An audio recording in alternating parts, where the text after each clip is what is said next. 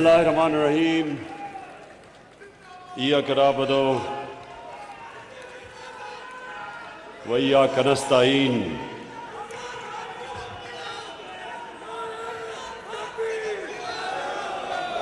मैं थोड़ी खामोश। मैं सबसे पहले आज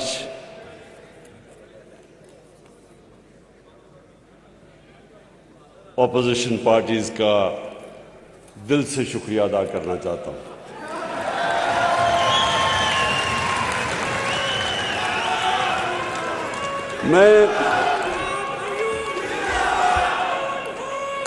मैं इनका इसलिए शुक्रिया अदा करना चाहता हूं कि इन्होंने लोगों को टमाटर और प्याज की कीमतें भुला दी हैं। अब तक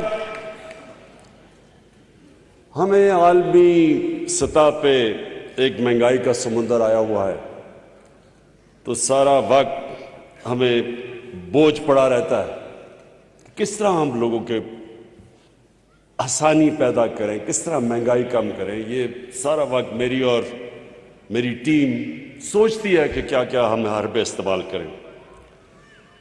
लेकिन जब से ये थ्री स्टूजेस को लोगों ने इनकी शक्लें जब देखी है ना,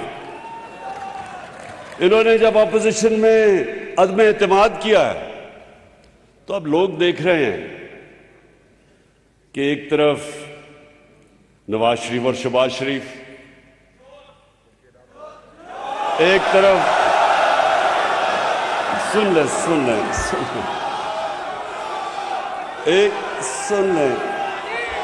दूसरी तरफ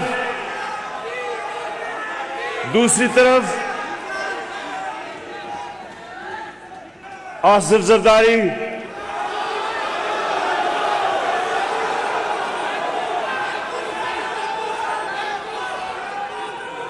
मैंने एक मिनट सुने।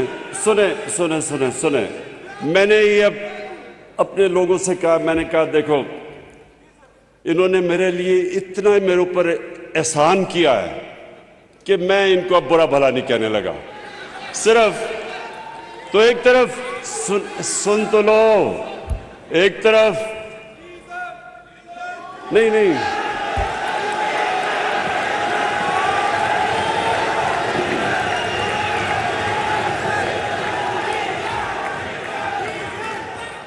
मैं सबको अब जरा सुने तो ले।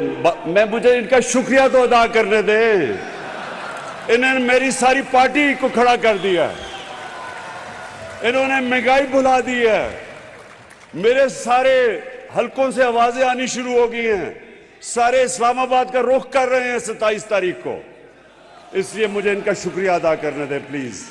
पहले मैं ओवरसीज पाकिस्तानी आपके पास आने लगा हूं, पहले मैं जरा शुक्रिया अदा करूं ना इनका। जैसे ही लोगों ने देखा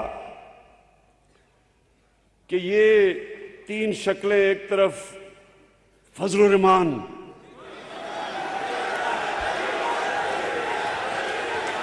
सुन ले, अब जरा सुने। अच्छा, मैं सोच रहा था कि 10 दिनों में एकदम ये मुल्क बदल कैसे गया है। मैंने बड़ा रात को सोचा, मैंने कहा ये हुआ क्या है कि एकदम सारी मेरी पार्टी खड़ी हो गई, सारा मुल्क सब कुछ महंगाई भूल गया है। फिर मैंने जब गौर किया तो अब देखें हुआ क्या है। करना तो सब अल्लाह का है, एक प्लान इंसान बनाता है, दूसरा अल्लाह बनाता है। सब जानते हैं कामयाब एक ही होता है। तो इन्होंने तो अब ये जब तीन इकट्ठे हुए थ्री स्टूजेस, तो जो नून लीग है, नवाज शरीफ के लोगों को इन्होंने 20 साल ये बताया कि जरदारी से करप्ट आदमी पाकिस्तान में कोई नहीं है। 2 दफा उसे जेल में डाला। उधर जरदारी ने पीपल्स पार्टी को यह बताया कि नवाज शरीफ से करप्ट आदमी कोई नहीं है। उसके ऊपर हुदैबा पेपर मिल का केस बनाया। वो क्या था कि यहां से मनी लॉन्ड्रिंग करके, चोरी करके पैसा बाहर लेके जाते थे, उधर फेक अकाउंट से वापस पैसा लेके आते थे। ये केस था। ये जरदारी ने इसके ऊपर बनाया था शरीफों पे। और फजलुर रहमान को डीजल नून लीग ने शुरू किया था कहना।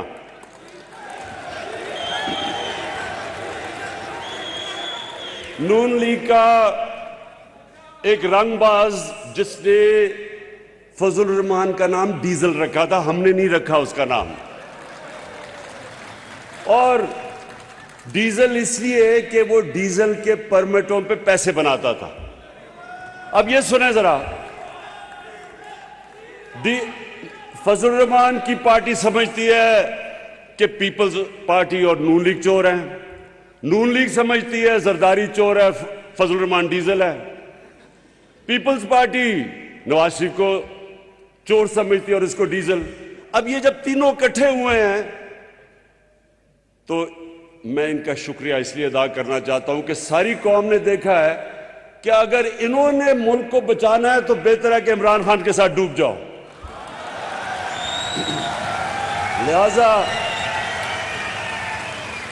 लिहाजा बहुत बहुत शुक्रिया। और एक मिनट, अभी नारे नहीं लगाना क्योंकि बड़ा जरूरी है, मैं आपसे बातचीत कर लूं क्योंकि मैं अपने ओवरसीज पाकिस्तानीज के ऊपर बात करना चाहता हूं। देखिए, ये अल्लाह का खास करम हुआ है इस मुल्क पे कि ये तीनों इकट्ठे हो गए और इन्होंने फैसला किया अदम एतमाद की तहरीक करने का, वो मेरे खिलाफ वो करने का। तो मैंने उस दिन, आप यकीन करें, मैंने अल्लाह से 2 नफल मांग के शुक्रिया अदा किया। इसलिए एक मिनट, भी वही शोर नहीं, मैंने इसलिए किया कि मैं तंग आ गया था। 3.5 साल जब से हुकूमत आई है, कल हुकूमत गई, परसों हुकूमत गई, आज गई, नाहिल है, सिलेक्टेड है। तो अब जो ये तीनों इकट्ठे होके इन्होंने जो किया है, ये अब कप्तान की जो ये बंदूक की निशिस्त है ना, ये तीनों उसके बीच में आ गए हैं। और जो सुने जरा, सुने देखें,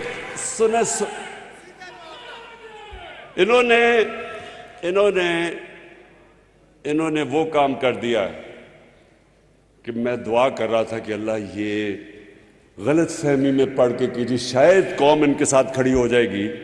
ये पाकिस्तानी कौम को जानते नहीं है क्योंकि इन्होंने किसी ने सियासत तो सही की नहीं है। नवाज शरीफ वो जनरल जनानी के छतों पे सरिया लगाते लगाते वजीर आला और वजीर वो बन गया। शहबाज शरीफ टोकरे का फल लेके जाता था रिश्वत देने के लिए, वो ऊपर आ गए। इन्होंने मेहनत कौन सी की है? इनको तो बाहर से उठा के सिलेक्ट करके इनको बना दिया। जरदारी ने एक जाली पर्चा दिखा के वो बन गया। इन्होंने मेहनत कब की है? और फजलुर रहमान 30 साल से दीन को बेच रहा है, इन्होंने क्या मेहनत की है?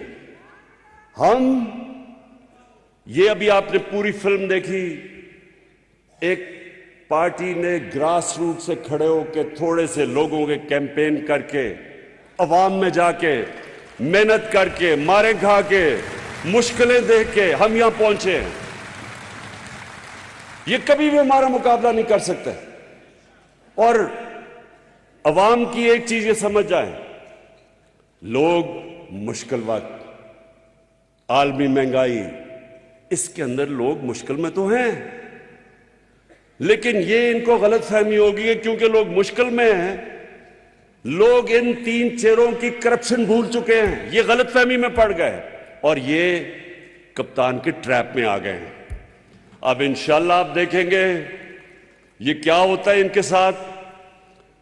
मैं ये पेशन गोई करता हूं कि ये सिर्फ अदम एतमाद इनकी फेल नहीं होगी, इनकी 2023 की इलेक्शन भी गई। अच्छा, मैं जरा अब ओवरसीज पाकिस्तानी देखिए, क्योंकि मैं भी कोई 20 साल ओवरसीज पाकिस्तानी रहा हूं। मैं बाहर क्रिकेट खेलता था, बाहर कमाई करता था।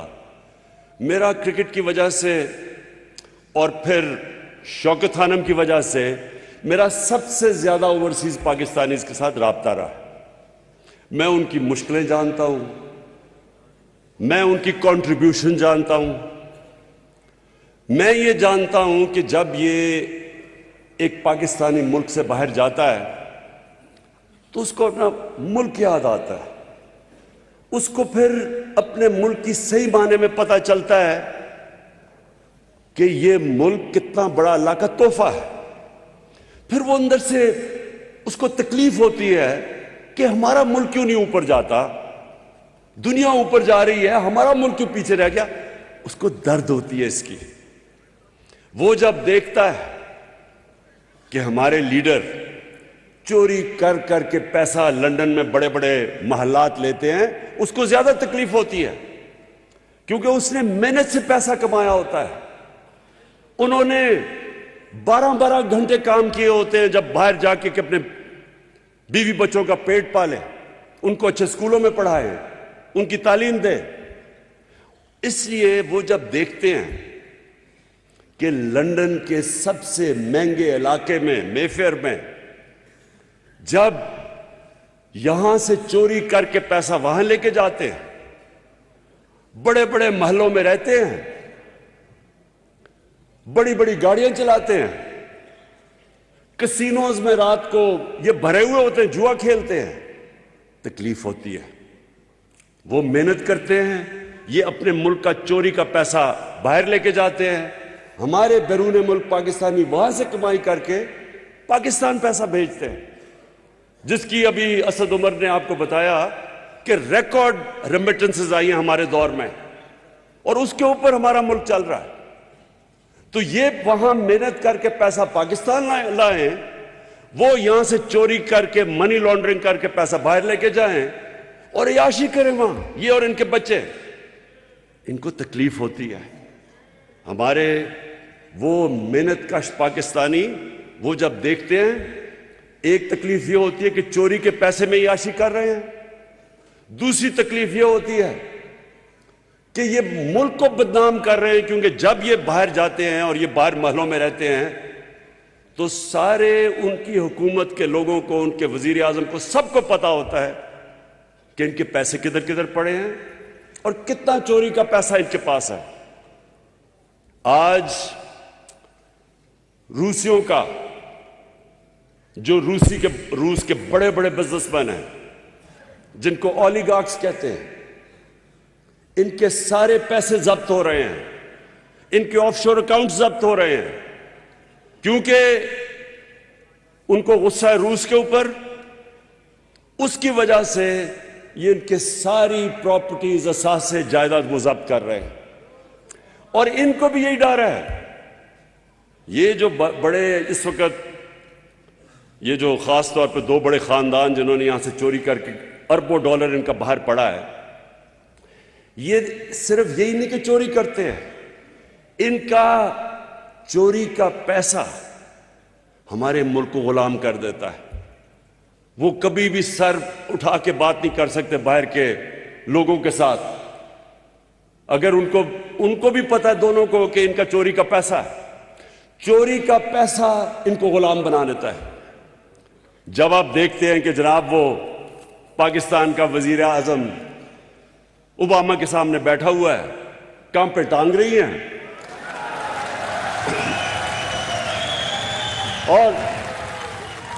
और जी के नाराज ना हो जाए, वो मेरे मुंह से कोई गलत ना निकल जाए, और गलत क्या निकले कि वो ओबामा को मिसेस ओबामा कह देता है गलती में, घबरा के। तो ये इसलिए होता है क्योंकि इनको पता है कि जिस वक्त वो चाहे मनी लॉन्ड्रिंग में वो इनको पकड़ सकते हैं, और ये वजह है कि 22 करोड़ के लोगों को ये गुलाम बना देते हैं। मुझे ये बताएं कि ड्रोन अटैक, क्या इमरान खान ही रह गया था कि यहां जब 400 ड्रोन अटैक्स इनके 10 सालों में हुए, जरदारी और शरीफ के 400 ड्रोन अटैक हुए, मैं क्यों अकेला है? आपने देखा कि हमने मुजाहरे किए, हमने धरने किए, इन दोनों को कुछ शर्म नहीं आई कि आपकी बमबारी हो रही है, आप उनके लिए जंग लड़ रहे हैं और वो आपके ऊपर बमबारी कर रहे हैं, और वहां औरतें बच्चे मार रहे हैं। आपको कोई शर्म नहीं आई कि वो पाकिस्तानी थे?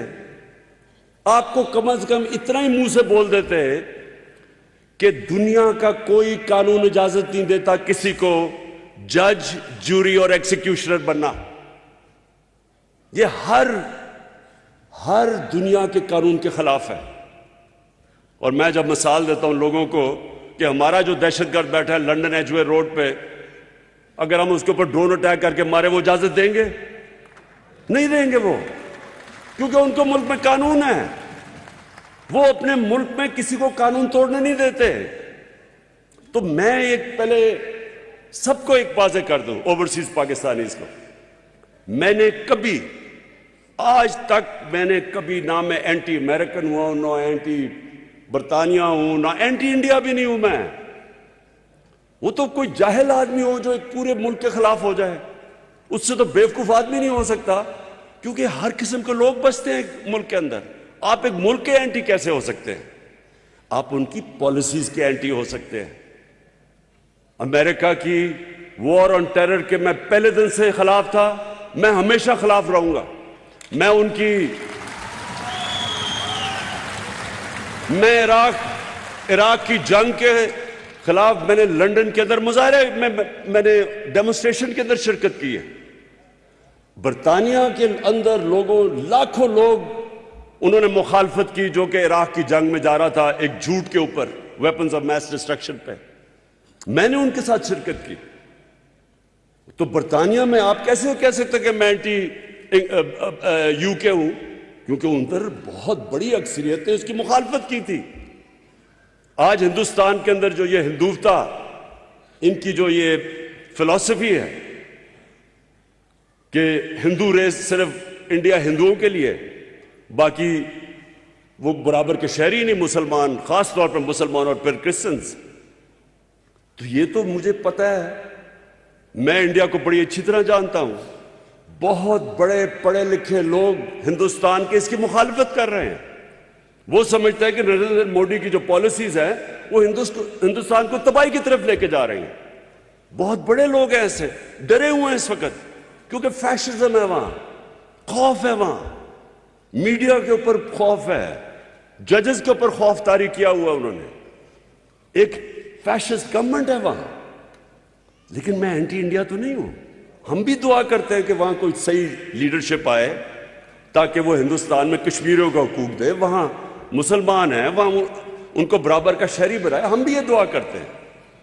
और अगर वो कश्मीर में जो उन्होंने कदम उठाया था 5 अगस्त 2019 का, वो वापस लेते तो हम फिर उनसे अपने ताल्लुकात नॉर्मल कर सकते हैं और बातचीत पे मसले हल कर सकते हैं।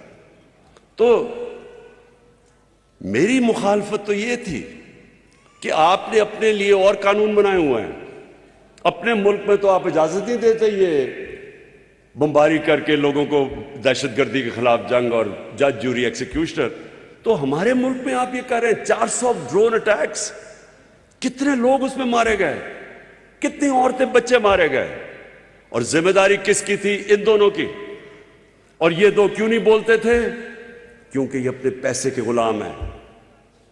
अगर चोरी के इनको इतना पैसे से प्यार है, ये इस मुल्क को बेच देंगे अपने पैसे को बचाने के लिए। इन्होंने जो हिंदुस्तान से नवाज शरीफ ने जो किया है, आप सोचें कि हिंदुस्तान के प्राइम मिनिस्टर से बरका दत्त बड़ी सहाफी है, उसने मुझे अपनी किताब भी दी हुई है।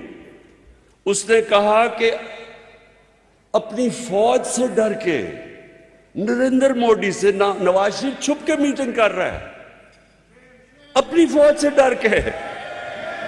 यानी ये सोचे, इससे जरा गौर करें ना। आज अगर पाकिस्तान की फौज माशाअल्लाह एक दुनिया में मुसलमान दुनिया की सबसे ताकत तरीन फौज ना होती तो मुल्क के 3 टुकड़े हो चुके होते।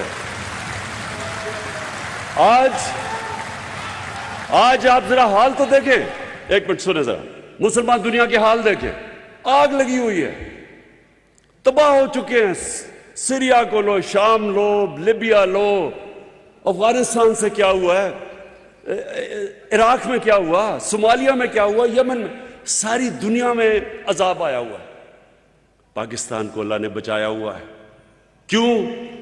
क्योंकि माशाअल्लाह एक मुल्क की ऐसी फौज है जो अपने मुल्क की दफा कर सकती है। और और इस फौज के पीछे, अब जरा सुने, ये दो मेमो गेट क्या था? जरदारी वहां हुसैन हक्कानी जो एम्बेसडर इसने रखा हुआ था अमेरिका में, वो जाके मैसेज देता है अमेरिकन फौज के हेड को कि जरदारी को पाकिस्तानी फौज से बचा लो। ये मेमो गेट था। अब हैरत सोचे ना कि एक आदमी उनको ये कहता है कि अपनी फौज से, इसको एम्बेसडर कहता है कि अपनी फौज से, पाकिस्तान की फौज से जरदारी को बचा लो, और दूसरी तरफ नवाज शरीफ, डॉन लीग्स क्या थी? हिंदुस्तान को पैगाम दे रहे हैं कि जनाब अपनी फौज को, अपनी हिंदुस्तान को यह पैगाम दे रहा है कि हमारी फौज गलतियां कर रही है, लेकिन नवाज शरीफ आपके साथ है। वो ओहो, बस बस बस बस बस सुने,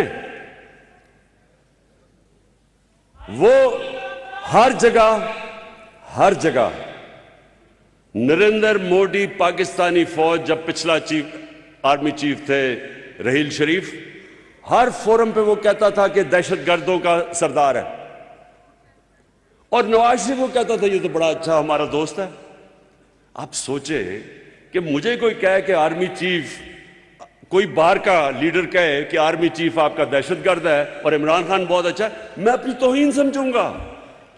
मेरे मुल्क के चीफ को कह रहा है कि वो दहशतगर्द है, मतलब कि मैं, यानी असल में तो वो कह रहा है कि पाकिस्तान का जो चीफ मिनिस्टर है, प्राइम मिनिस्टर है, उसकी फौज दहशतगर्द है, और वो बड़े आराम से उसको शादियों पे बुला रहा है, उधर जिधर जाता था उसको उनके बिजनेस हो रहे थे। मैं सिर्फ आपको ये बताना चाहता हूं, ओवरसीज पाकिस्तानीज की बात कर रहा हूं।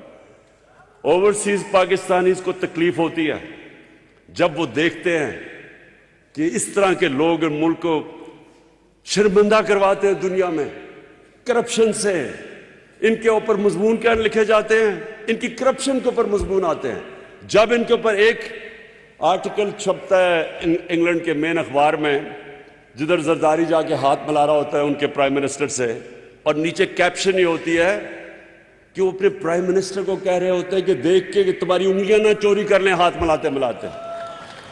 ये मुल्क का प्राइम, ये सुन ले, ये इसलिए हमारे मुल्क के अंदर, हमारे मुल्क को उसका वो वकार नहीं बना, उसका मुकाम नहीं बना, क्योंकि इस तरह के लोग थे। मुझे कई इख्तलाफात हैं जुल्फ़िकार अली भुट्टो से, कई चीज़ों उन्होंने बड़ी गलत की, लेकिन मैं आज ये कहता हूं कि वो एक खुददार लीडर था।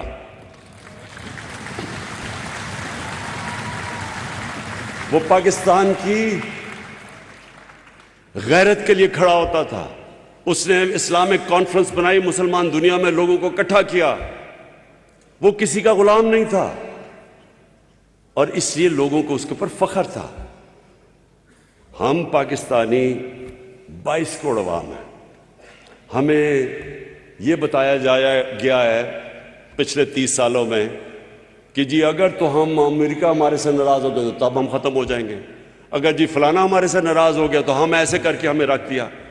देखिए, मैं जब क्रिकेट कैप्टन था, मैं सिर्फ आपको एक बात बताना चाहता हूं। मैं जब शुरू की क्रिकेट तो हमारी टीम काउंटी क्रिकेट से खेल के बड़े अच्छे खिलाड़ी थे हमारे, लेकिन उन दिनों में नई हमें आज़ादी मिली थी अंग्रेज से। तो हमारे टीम के जो सीनियर्स थे उनके ज़हन में ऐसी एहसास कमतरी थी कि मैं जब शुरू में टीम में आया तो मुझे सीनियर प्लेयर कह रहे जी अंग्रेज से हम नहीं जीत सकते, उनकी तो टेक्निक इतनी अच्छी है, उनकी क्रिकेट इतनी अच्छी है, हम तो सीखने आए हैं टूर पे, हम उनसे जीत नहीं सकते। उसका नतीजा ये होता था कि हम जीते हुए मैच हार जाते थे, क्योंकि पहले से ही हारे हुए होते थे मैच में से पहले कि हम तो जी इनसे जीत नहीं सकते। हम जब जीतना शुरू किया तो हमारी टीम इतनी अच्छी नहीं थी, अच्छे हमारे खिलाड़ी निकल गए थे जब तक मैं कैप्टन बना, लेकिन क्योंकि हमने एहसास कमतरी खत्म की थी, मैंने अपनी टीम को एक चीज समझाई थी कि जब आप कदम रखते हैं तो जब आप टीम मैदान देखते हैं तो पहले ज़हन में डालो कि यहां कोई भी नहीं जो मुझे हरा सकता है। जब तक आपका यह ज़हन नहीं होता आप जीत नहीं सकते। उसी तरह कौम होती है। अगर कौम के अंदर आप डाल दें, जिस तरह ये इन्होंने 10 साल अपने मुल्क के ऊपर ही बमबारी करवाई, अपने लोग मरवाए और डरे बात करते हुए कि जी वो नाराज ना हो जाए अमेरिका। देखें, अमेरिका के लोगों को पता है कि जब कोई अपने मुल्क के मफादात के लिए खड़ा होता है वो उसकी इज्जत करते हैं, जब वो उनके पैरों में गिर जाता है वो उसको इस्तेमाल करते हैं। हम 80 की दिहाई में हमने अमेरिका के साथ मिलके अफगान जहाद लड़ी। जैसे ही वो जहाद खत्म हुई 8-9 साल के बाद रूस और सोवियत यूनियन हार गई, हमारे ऊपर सैंक्शंस लगा दी उन्होंने। उसके बाद फिर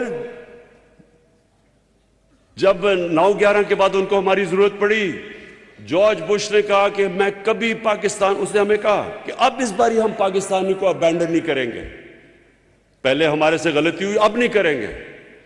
जो हमारे मुल्क को जिल्लत उठानी पड़ी, ये जो वॉर ऑन टेरर के अंदर 80,000 पाकिस्तानी मरा, 80,000 पाकिस्तानियों की जानें गई, इकॉनमी उजड़ गई, कबायली इलाका तबाह हो गया, 35 लाख लोगों ने नकल मकानी की। किसी ने हमारा शुक्रिया अदा भी नहीं किया, किसी ने यह भी नहीं कहा कि पाकिस्तानियों आपने हमारे लिए कुर्बानी दी। उनकी गलती नहीं है, हमारी गलती है। अगर हम इस्तेमाल होना चाहें दुनिया हमें इस्तेमाल करेगी, अगर हम अपनी इज्जत नहीं करेंगे दुनिया इज्जत नहीं करेगी।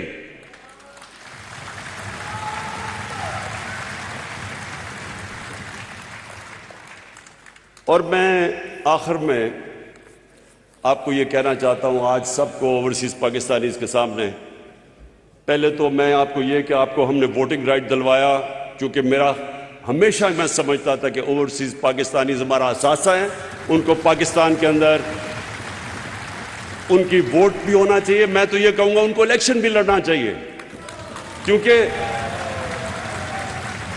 जो लोग हमारे मुल्क में पैसा भेजते हैं, मुल्क उनकी रेमिटेंसेस पे चलता है, उनको क्यों नहीं शिरकत करनी चाहिए पाकिस्तान की पॉलिटिक्स में? अगर लोग उनको वोट देना चाहते हैं तो उनको दें वोट।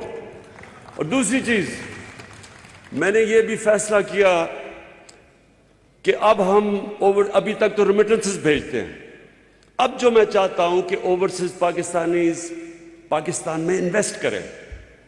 उसके लिए हमने क्या किया कि जो भी आप जॉइंट वेंचर करेंगे पाकिस्तानियों के साथ, यानी ओवरसीज पाकिस्तानी जॉइंट वेंचर यहां करेंगे, या आप कोई इन्वेस्टमेंट करेंगे इंडस्ट्री में इन्वेस्टमेंट करेंगे, 5 साल तक आपको टैक्स हॉलिडे मिलेगा।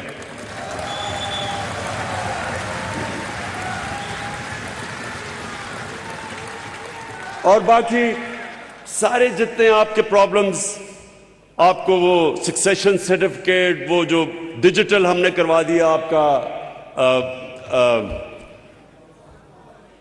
पावर ऑफ अटर्नी, वो हमने आपकी डिजिटल करवा दी है। और इंशाल्लाह हर वक्त आप देखेंगे कि आपके लिए आसानियां पैदा। मैंने अपनी मिशंस को कह दिया है, अपने एम्बेसडर्स को, कि आपका सबसे बड़ा काम ये होगा कि आपने हमारे ओवरसीज पाकिस्तानीज की जिंदगी आसान करनी है, उनके लिए आसानियां पैदा करनी है बजाय मुश्किलात करने के लिए।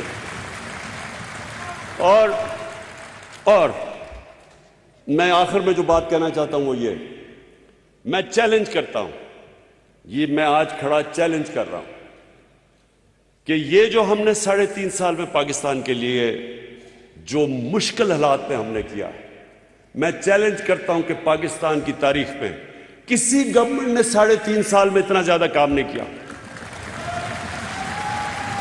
और मैं, सुन ले जरा, सबसे पहले अब सुने, कभी मुल्क तरक्की कर ही नहीं सकता जब तक आपकी एक्सपोर्ट्स ना बढ़े। कोई मुल्क तरक्की नहीं कर सकता, क्योंकि वेल्थ क्रिएशन ही नहीं होती जब तक मुल्क में ज्यादा डॉलर्स ना आए। हमारी एक्सपोर्ट्स, आप सोचे कि पिछले 10 साल में एक्सपोर्ट्स, अभी आसद ने जो बताया, ना बढ़ने के बराबर थी। हमारे से सब आगे निकल गए। 20 साल पहले हम साथ ही थे बांग्लादेश के, वियतनाम के, कैम्बोडिया के, हम इनके साथ साथ थे। सारे हमारे से आगे निकल गए एक्सपोर्ट्स में, मुल्क वहीं का वहीं खड़ा है। तो अब पाकिस्तान की रिकॉर्ड एक्सपोर्ट्स हुई हैं और इंशाल्लाह जो अभी फिगर्स आ रही हैं, जो हमारी तवक्को थी उससे भी ज्यादा एक्सपोर्ट्स हो चुकी है पाकिस्तान की। रेमिटेंसेस आपकी वजह से रिकॉर्ड हुई है। हमने इंसेंटिव्स दिए लोगों को कि बैंकिंग चैनल के जरिए पैसे भेजें, वो रिकॉर्ड हुआ है।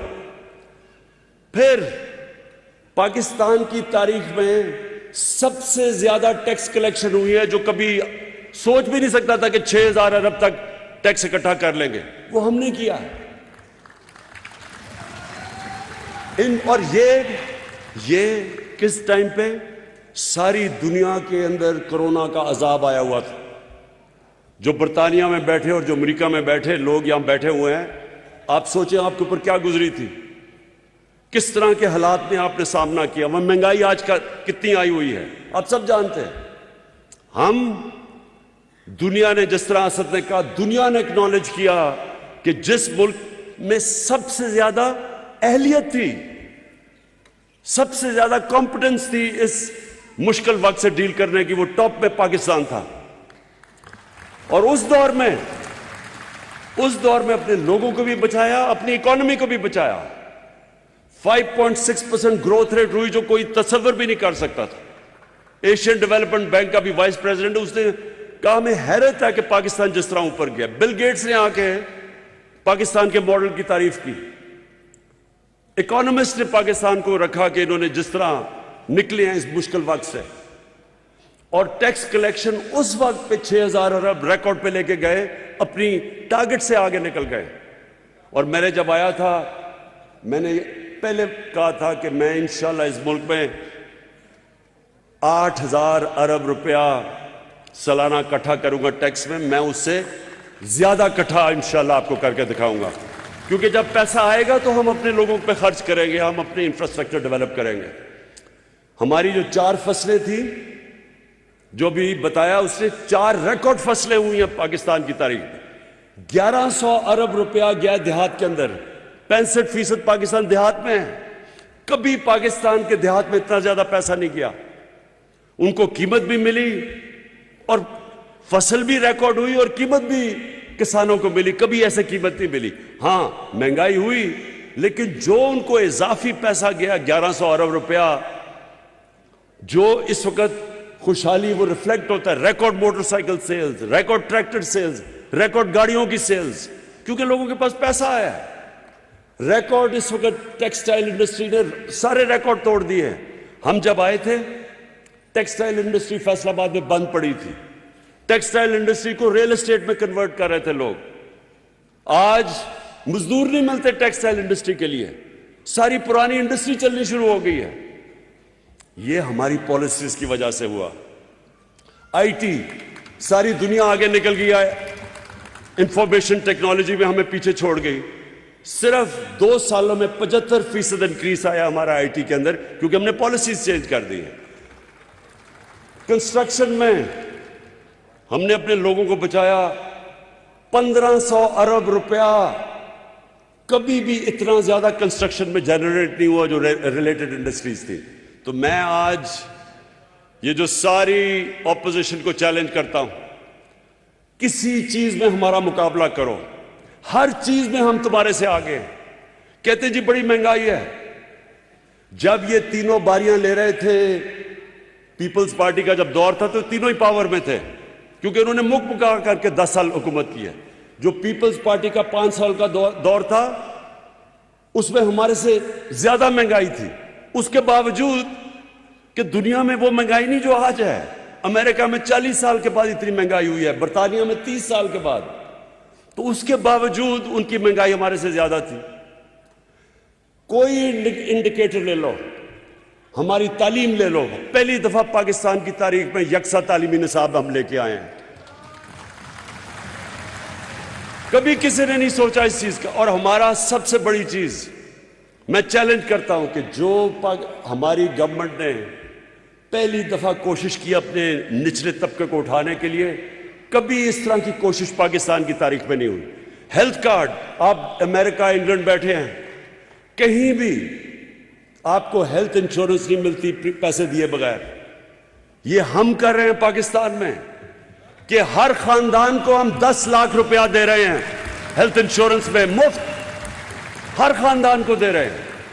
ये कोई तस्वर भी नहीं कर सकता गरीब मुल्कों के अंदर। और इसीलिए ही ये डाकुओं के टोलों को डर लगा हुआ है, इस टोले को डर लगा हुआ है कि ये जो कर रहे हैं आगे तो उनकी दुकानें बंद होने लगी है। 50 साल के बाद पाकिस्तान में डैम्स बन रही हैं। 50 साल पाकिस्तान कोई डैम नहीं बनी। अब पानी बचाने के लिए पहली डैम 2025 में मोमन डैम बड़ी डैम है, 2026 में दासू डैम और 2028 में बादशाह डैम बनेगी, जिससे दुगनी हो जाएगी हमारी पानी की स्टोरेज। उसका मतलब हम और ज्यादा गंदम अपना पानी दे सकेंगे और इलाकों को पानी के नीचे ला सकेंगे। कहने का मसला आखिर में यह है कि मैं चैलेंज करता हूं अपने मीडिया वालों को, अपने इकोनॉमिस्ट को, इन सारी पार्टीज को, कभी हमारे साथ डिबेट करो। हम आपको साबित करेंगे कि आप तो 30 साल 35 साल बारियां लेते रहे हैं। हमने 3.5 साल में जिस तरह की पाकिस्तान में इंप्रूवमेंट्स किए हैं, पाकिस्तान की तारीफ में किसी ने नहीं की। नेशन बिल्डिंग की है, रहमतुल्लिल आलमीन अथॉरिटी अपने बच्चों की तरबियत करने के किए है। लोगों को पता चले मुल्क बना क्यों था, सीरत नबी क्या थी, कैसे नबी सल्लल्लाहु अलैहि वसल्लम ने लोगों के कैरेक्टर बदल दिए, लीडर बना दिया, लोगों को दुनिया की इमामत करवाई। पता ही नहीं हमारे लोगों को कि पाकिस्तान तो बना ही इसलिए था। ये पहली दफा हम अपने बच्चों को स्कूल में बता रहे हैं सीरत नबी क्या था, नबी सल्लल्लाहु अलैहि वसल्लम का रास्ता क्या था, क्या वजह थी कि उसने अरबों को उठा के दुनिया की इमामत करवाई। और फिर ये याद रखें कि जो हमारे दौर के अंदर हमने दुनिया के अंदर अपने नबी सल्लल्लाहु अलैहि वसल्लम की जो बेहुरमती होती थी, उनकी शान में गुस्ताखी होती थी। 30 साल फजल रहमान इस्लाम को बेच रहा है। मैंने 3.5 साल में आज प्रेसिडेंट पुतिन के मुंह से निकला है कि आजादी सहाफत के नाम पे आप नबी सल्लल्लाहु अलैहि वसल्लम की शान में गुस्ताखी नहीं कर सकते। जस्टिन ट्रूडो, कनाडा का प्राइम मिनिस्टर जस्टिन ट्रूडो ने उसने स्टेटमेंट दिया है कि आप आजादी है राय का नाम उसकी पीछे हमारे नबी सल्लल्लाहु अलैहि वसल्लम की शान में गुस्ताखी नहीं कर सकते। ये पहली दफा हुआ है। ये इतनी देर जो दुकान लगाई हुई है इस्लाम की, फजल रहमान मुझे बताएं, आपने एक हेड्स ऑफ स्टेट तो दूर की बात है, आपने किसी उनके चपड़ासी से भी ये निकलवाया है बाहर? आपको पता है आज यूनाइटेड नेशंस के अंदर, ये मैं आपको बताना चाहता हूं कि आज यूनाइटेड नेशंस के अंदर आज डिबेट हो रही है और रेजोल्यूशन पास होगा इस्लामोफोबिया के खिलाफ। ये हमारी वजह से है। आप बैरून मुल्क पाकिस्तानियों को पता है इस्लामोफोबिया क्या है, यहां तो लोगों को नहीं पता। वो जो आप बाहर रहते हैं आपको पता है कि कई दफा सर कवर किया हुआ है और सड़कों के ऊपर बुरा भला को कहते हैं। कोई बात नहीं करता था आज तक। ये मुझे फख्र है कि यूएन में, ओआईसी में, दुनिया में मैंने इस चीज को उठाया और आज इंशाल्लाह यूनाइटेड नेशंस की जनरल असेंबली में रेजोल्यूशन पास की जाएगी इस्लामोफोबिया के खिलाफ। मैं फिर से आखिर में ओवरसीज पाकिस्तानीज को ये यकीन दिलाना चाहता हूं कि मेरी गवर्नमेंट आपको इस मुल्क का सबसे बड़ा असासा समझती है और हम पूरी कोशिश करेंगे आपकी बेहतरी के लिए, आपकी आसानियां के लिए, और आपको कैसे कि पाकिस्तान में आप इन्वेस्ट कर सकते हो और अपना भी फायदा और मुल्क का भी फायदा करवा सकते हैं। शुक्रिया।